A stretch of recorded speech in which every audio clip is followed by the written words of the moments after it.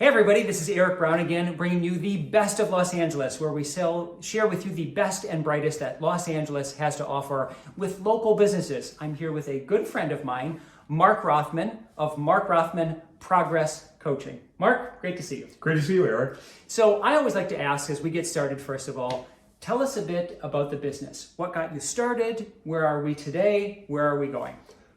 Well, first of all, thanks so much, and it's a privilege to be here with you and to be part of the best of Los Angeles, which I like to think I am, and it's great to be part of it. I want to say that I'm, first of all, a happy customer of coaching. It started out for me, I was in an executive position, and I was doing well, and I wanted to do better. So I started working with a private coach, a professional executive coach, about how can I do better. I think about it a little bit like tennis playing, like how can I move my feet to get a little more power on the ball, to be a little faster to the ball? How was I moving my feet in ways that maybe slowed me down? And when I started working with my coach, I selected somebody actually who asked questions none of the other coaches that I interviewed asked. That's great. And kind of put me off balance and made me really think. And it was a way to find out not just how I was moving my feet, but what am I thinking even before I move my feet? So Erik, when I work with a client, that's really what we focus on, is what's going on in the software, regardless of what you want to do. I find that every man I work with, whatever level of success he or she is at, men and women, most of my clients are men, but whatever level of success they're at, there's always a higher level. There's always somewhere you want to go that you're not quite reaching. And so my job is to come in and say, okay, what's going on that's stopping you from reaching that? What are your obstacles? And if you're actually doing really well and you just want to do more, like tune the Ferrari a little bit better, where are the areas that we need the tuning? Where are we inefficient? And this, I don't mean this as a pigeonholing question. I know when people often ask me about, Erik, so do you have a specialty in real estate? Sometimes that question depends. It doesn't make a lot of sense for me to just say we help people buy and sell homes, because we have things like a geographic base or a specialty based on maybe price points. We have teammates that will work with first-time buyers versus people that will work with investors, etc. Do you have niches within your business or a preferred clientele that you find is the best match for your coaching program? Yeah, people will ask me that. Well, you've never worked with a Fortune 500 executive, or I'm, in the insurance business. What do you know about the insurance business? It's not my job to know your business. I trust you to be the expert in your business.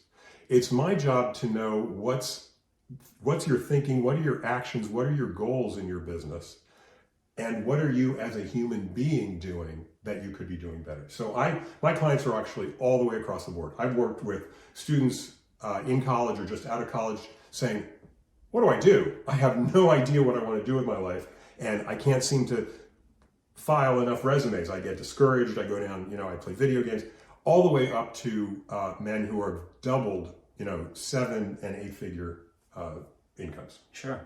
Yeah, that's amazing.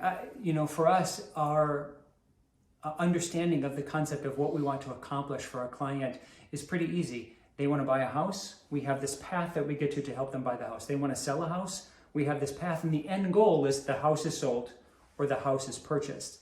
My guess is your clientele is all over the board with what their end goal could be. Can you describe what that looks like a little bit? Well, every client I have has a different goal. For some, if they're traders, they want to come up with a more effective trading strategy. And that gets into understanding, well, where are they ineffective? Where are they taking for granted? Where are they working on assumptions? And where are they working even more on fears and hesitations? For example, what I do is I've developed what I call, and it's up here on the wall, we'll get a shot of it in a second, what I call the 9 components to progress. What it takes, wherever you're coming from, if you're a trader, you're an executive, you're a lawyer, you're a kid wanting to break into the music business, what are your 9 steps that are going to take you to progress, to achieve that goal you want? And so it starts with the first step, which is vision. What is your vision? Where do you want to be? I want to be a executive at Spotify. I want to be helping select what the music is that comes in. Okay, that's your vision. What is your commitment? How willing are you to go the extra mile to do what it takes? Because people will come in and say, I can't seem to follow through. I don't have, I get distracted. I don't have accountability. Well, now we get to talk about what's your commitment. I talk about logical plans. Okay, let's measure out the steps. And you can do them on the back of a napkin. It can be 3 bullet points are your logical steps. Make product, market product, sell product. Great. Those are logical steps. We may break that down as you go through, but you've got a plan. What is a reasonable timeline? And that's really interesting because on the one hand, people may say, I can do this in a week. And then we really get down to it. And maybe that's one of the historic and habitual things that someone's doing to keep them stuck, is they're setting way too aggressive timelines. Another one is, it's going to take me a year. Well, really? Is it going to take you a year? Is that an obstacle because you're really afraid to get in the game? And so this idea it's going to take really long gives you an excuse to stay on the sidelines. We go on to what are your milestones and measures? As you're moving down that timeline, how will you know you're making progress? Community. This is a really exciting one because many people think I got to do this on my own. I got to be a soul, I got to be Marlboro man. I got to be a sole practitioner. No, build your community. Well, I want to get a job at Spotify. How do I do that? Well, who are you talking to in the music business? Who do you know? Well, I don't know anybody. Great. You have an opportunity to build community. So we come up with a plan to do that. And you start to get to know people, informational interviews, whatever it takes. That moves us on to challenge, risk, and new skills. That's moving outside your comfort zone. People get stuck because, I don't want to do that. It's scary. What if, what if I can't do it? Which brings us to the 8th step, which is failure. Do you want what you want badly enough to fail? Is your idea so important to you, you're willing to do it badly? Because once you do it badly, how many times have you done something you thought it was going to work, it was a total failure. Yeah. What did you get out of that? We use a term oftentimes that we call fail forward because we learned something. The lesson was learned and it works as a great foundational block to get to the next step that we actually want to hit. That's exactly the point. Every failure is an opportunity to leap forward to new success, to learn things you didn't know before, and to move forward. Not to fear it, but to embrace it. And then finally, trust the process. Trust that these previous 8 steps, as you work them consistently, are going to bring you to where you want to be.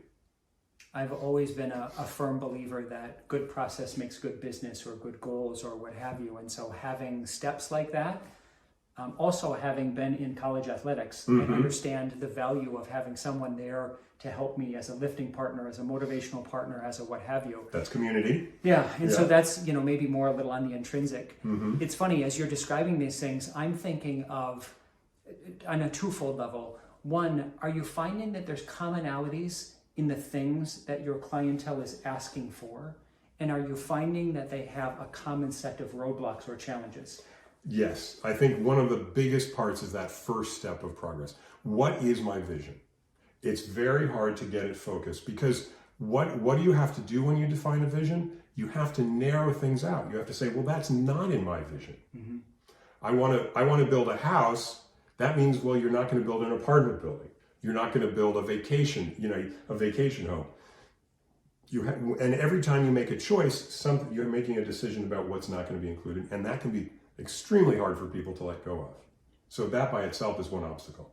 They want all opportunities to succeed. What they don't realize is that when you close off, you actually create the space for other ideas, other inspiration to come in. Sure. Do you find that there are people that will ask you questions? I'm sure when you're getting to the point of offering services and the ability to help, they'll ask about programs that you have or different structures of how they could work together. Could you describe that for our audience a little? Great question, Erik. Yes, I have a number of different ways that I work with people. I do a lot of one-on-one coaching where we'll meet for a continual period of time, and we can define that either over a quarterly basis or what I call solar coaching, which you'll see on my website, markcoach.net, where we're working just continually. And as we go through each quarter and through each half year, we're resetting goals, establishing quarterly goals, and establishing annual goals. I can also work with people on sort of a 3-month basis to see where we are, set some kind of what I call supercharger goals, let's move you from 0 to 60, and then we can talk about maximizing efficiency and speed. And then I also facilitate men's circles, which are 2-hour experiences where men can sit in community, talk with other men, and hear the obstacles they're facing, and see reflected in what's challenging them, your own challenges. It's amazing to see in other people what you can't see in yourself. It's so interesting to think of how many times I have struggled with reinventing the wheel, when in reality I could get insights from other people that have done that before. And that idea of community or bonding or building or working through something together, it's a true example of 1 + 1 can equal a lot more than 2 when you get this group together. And I'm sure you've seen that many times. Absolutely. And it's critical that happens, because when you get a group of men together to really focus on a particular question, it's amazing. Sometimes we'll talk about this as like if Erik, if we were in a circle right now, I would say, Erik, this is your board of directors. Tell the men what you want to do, and they're going to give you feedback and inspiration and wisdom based on their own experience. Yeah, what a phenomenal question. Yeah.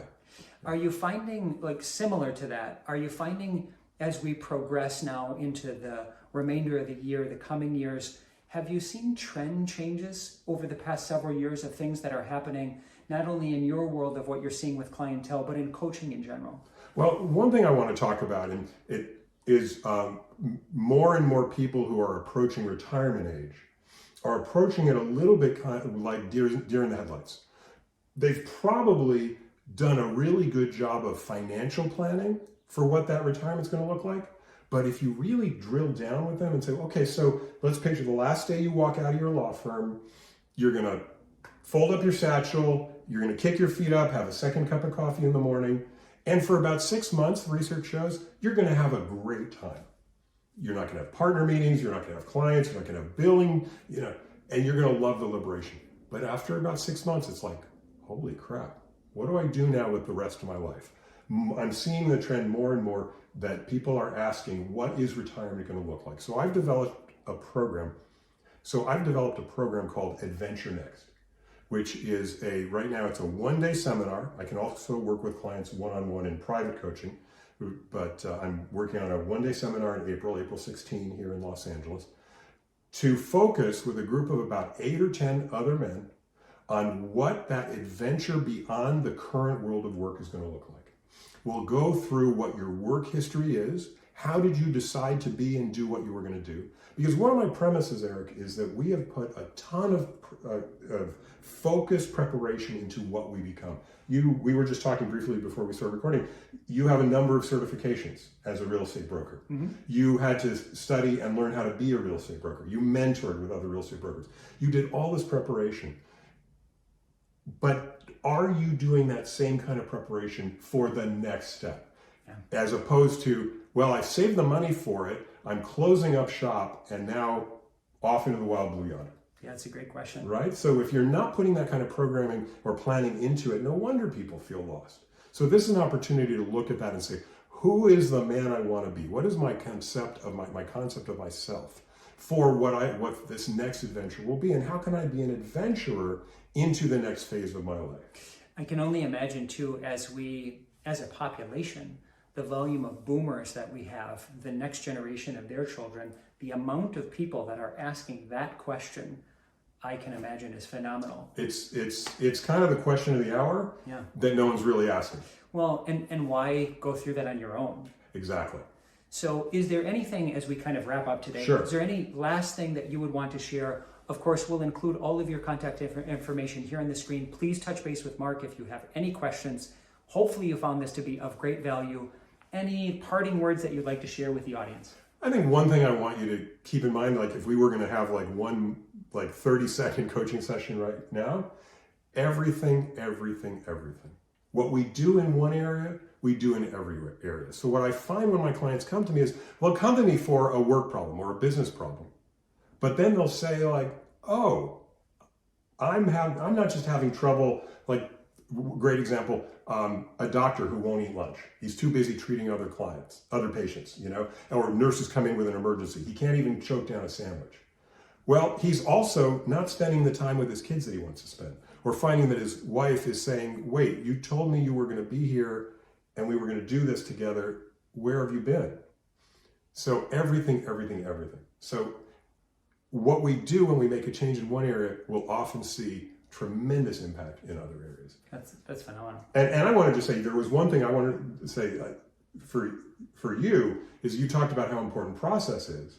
And one of the things that I've always been impressed with you, Erik, is that you have an impeccable process. Your follow through, your delivery, you're always committed to giving more value.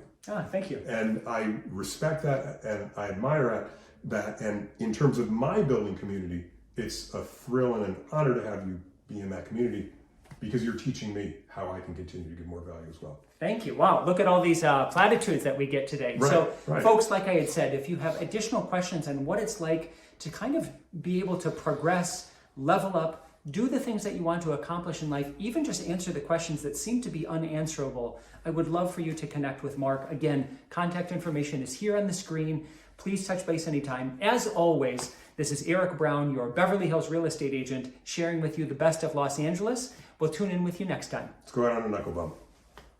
Bye, everybody.